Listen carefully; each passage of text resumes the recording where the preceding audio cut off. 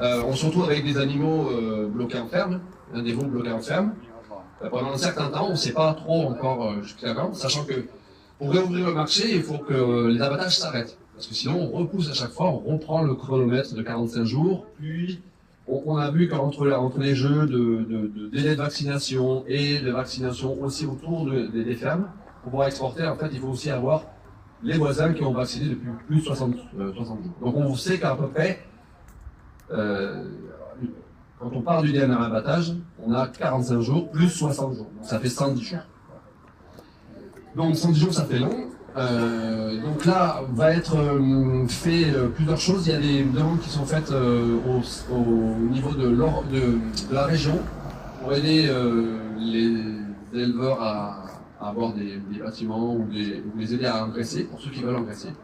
Et ensuite, pour les animaux qui sont prêts à manger, hein, prêts à être consommés, la semaine prochaine, normalement, on va avoir un rendez-vous avec le département.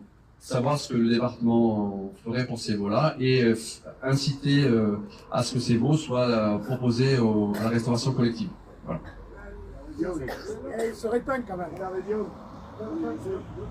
Alors, déjà dans un premier temps, on va essayer de voir avec le département. La région, c'est encore autre chose. La région va plutôt leur demander un soutien financier pour tous ces veaux qui sont en ferme. Voilà, il faudrait des avances de trésorerie ou quelque chose qui permette justement d'engraisser ces animaux. Exactement.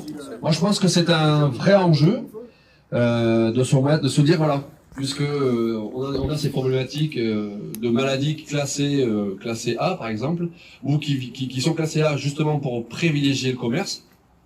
Je pense qu'à mon avis, on sait produire ici, et il faudrait qu'on se remette un peu à engraisser et que nos animaux soient consommés localement, bien sûr. Donc ça, c'est une grosse, c'est la deuxième étape.